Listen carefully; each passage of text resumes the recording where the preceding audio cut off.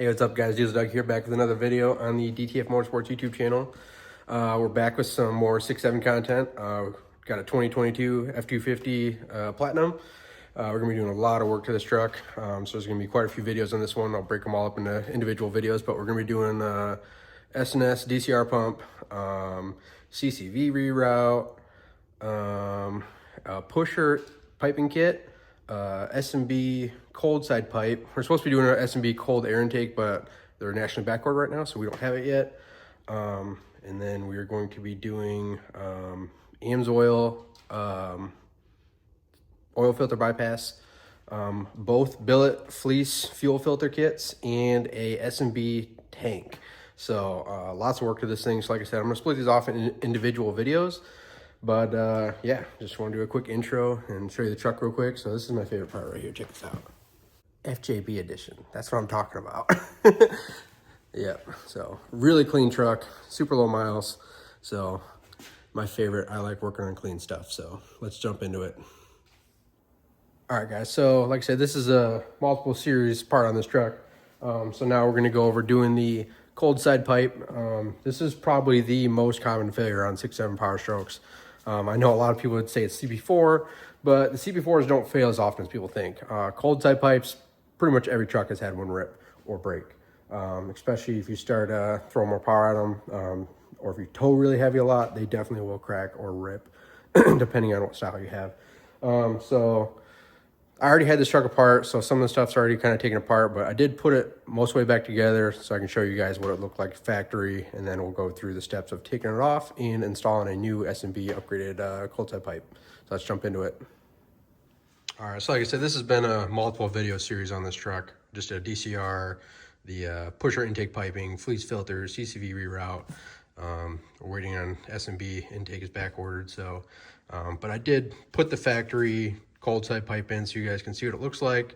I'll walk you through the steps before I take this apart, and we'll do the S&B upgraded one. So just a quick little walkthrough. We'll have to undo this clamp and get this coolant pipe out of the way. You don't have to, but it's just so much nicer because get that out of the way real quick. You know, fold it out over there. Disconnect these two clips here for your vacuum line. Get that out of the way, and then your cold side pipe's right there. So you don't have to worry about breaking nothing or fighting with these hoses. So that's what I do. And then you'll have a clip here we got to undo. And then usually this plug is right here with a Christmas tree here and clips to this hose. So that's the only thing that I didn't put back together. So yeah, so you'd have to undo that normally, get that out of the way. Then you undo this clip here, and there's a band clamp around the intercooler down there, 7mm band clamp. Just get a couple long extensions and a 7mm, you'll be able to walk that out. And then we'll be reusing the sensor. And yeah, so that's a basic overview of it. So we'll go ahead and jump into it. All right, so like I said, first things first, get this coolant hose out of the way. If your truck hasn't been sitting for a while, just make sure to pop the cap off, bleed off any pressure. Reinstall your cap. And then we'll undo this clamp here, walk that out, pull your hose, and then I usually just take a plastic plug or some sort of bolt and just block the end of this hose off so it's not leaking everywhere. And then we will undo the clamp here, and then one more right here for the vacuum line. And there's a Christmas tree right here. We'll pop that off, and then we'll be able to fold this coolant hose right out of the way. So there. Now we don't have to fight with that anymore. And then for the vacuum hose, like I said, there's just that clip you squeeze here, and then same clip down here. So there's that clip, looks like you just push in where that black button is, and then I usually try to push down, push a button in, and then pops right off. So get this out of the way, and then all we're left with is the cold side pipe. Super easy upgrade. All right, and like I said, usually you'd have this wiring harness here, Christmas tree in the back, plugged in, and then there's a clamp that goes right here. So like I said, undo that stuff, pull it out of the way, and you got this like ring clamp. It just pops out of place, and then you'll be able to pull that right off. And then, like I said, you got a 7mm band clamp down at the intercooler. I already loosened it up.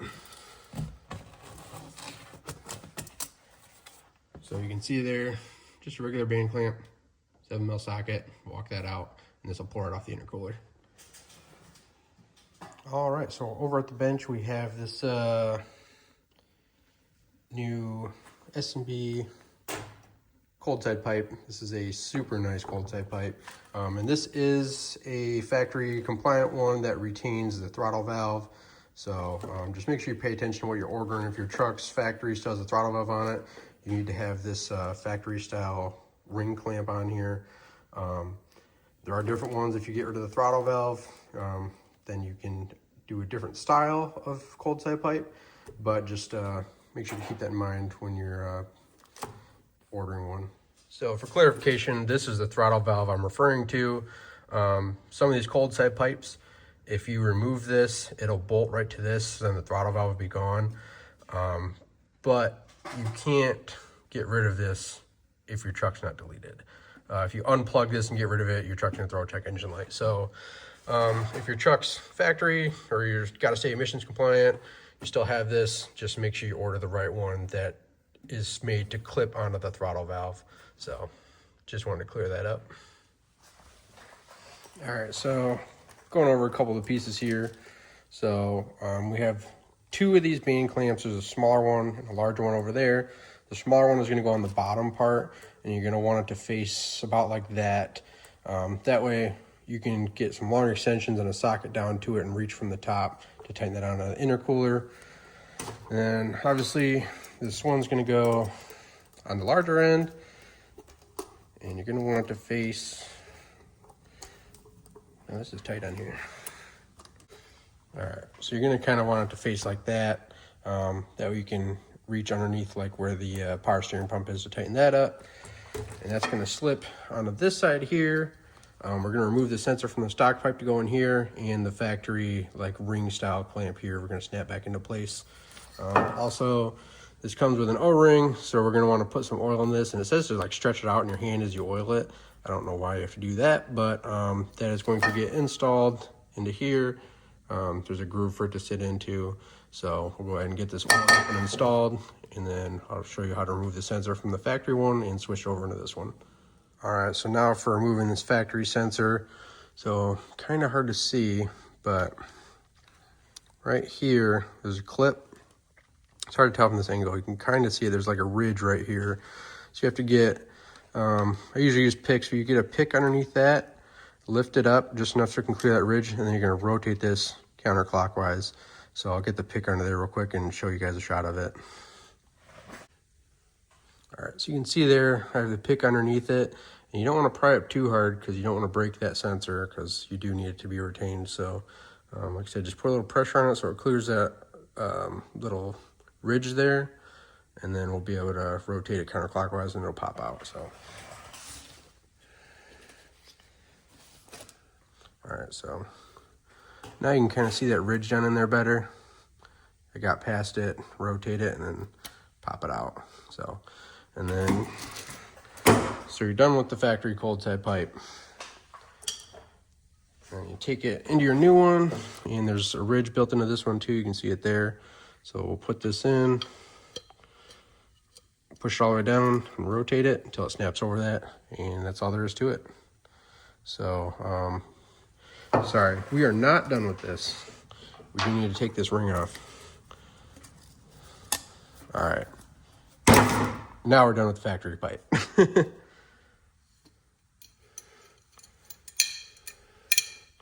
All right, so we have the ring installed. It just pops into place. There's slots there for it to pop into. So now we can go over to the truck. We'll start with this piece first. We're gonna put this on the intercooler and get this clamp in the right position. I might tighten it up just a little bit just to hold the pipe in place where I want it. And then we'll install this. We're basically gonna install it like this. and then you'll be able to rotate it into place and it'll like pop into place.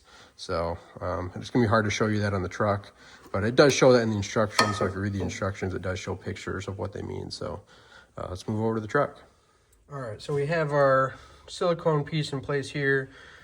We have it installed down there in the intercooler, and then we have our clamp right here. So basically that orientation, what you're gonna want right there, so you can tighten it right here. I did take the bolt out for the power steering reservoir, pop it off and move it over to the side. So now we can pop in the metal piece here, and I'll show you how to rotate this so it pops into place in that boot.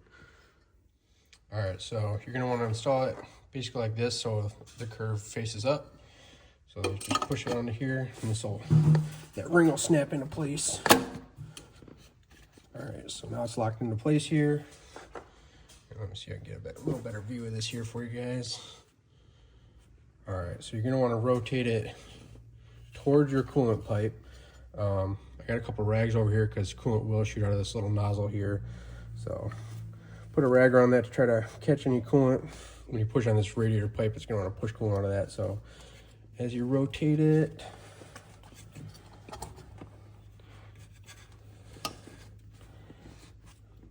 kind of see it there, it's starting to fall right into place. So as you keep rotating it, it's literally just going to drop right into this. So, and it's like it was made for it.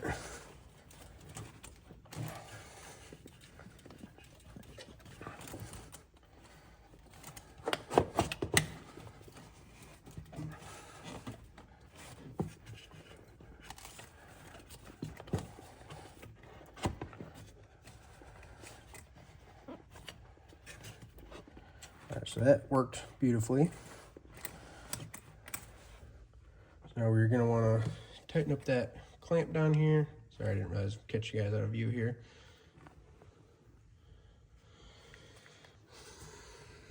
All right, so now we're going to want to tighten this clamp up and make sure you're going to check all your clearances for this too. So kind of put this back in place.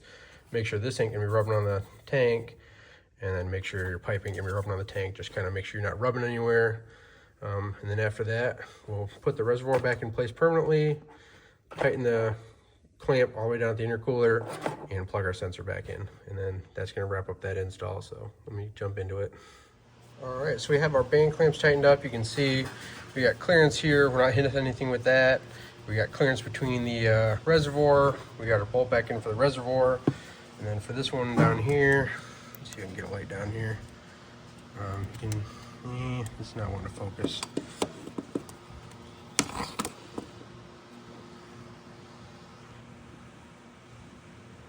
There we go. There it goes. Okay, so you can see we have that one pointed up, so we can run an extension of a socket right through that gap there. Got that one all tightened up. So now we just have to focus camera, there we go. So now we have to plug this back in. Before we do that, we'll run our coolant hose back over, put our vacuum hose back on, because we're gonna have to zip tie this wiring harness to those and then plug it back in. All right guys, so here's the installed product. We have our coolant hose reran, push the Christmas tree back in here, vacuum line back on, we have the clamps back on there, ran our wiring harness, put the clamp back on here, clip back on there, and then I just put a zip tie right here, just so we don't have extra wire dangling. Yeah, super nice upgraded cold side pipe. S&B makes great products, and you won't have to worry about this one failing on you. So strongly recommend. Like I said, this is probably the most common failure on 6.7s. So pretty inexpensive upgrade for, you know, relative to diesel stuff. So about 300 bucks, you can get yourself a nice upgraded cold side pipe, and you won't have to worry about your, if you have an early one, you got plastic, you don't have to worry about the plastic cracking. And then if you have a later model, 17 plus, it's got the rubber that likes to split basically like right here. My personal truck was split when I bought it. So like I said, great upgrade, inexpensive and easy to do.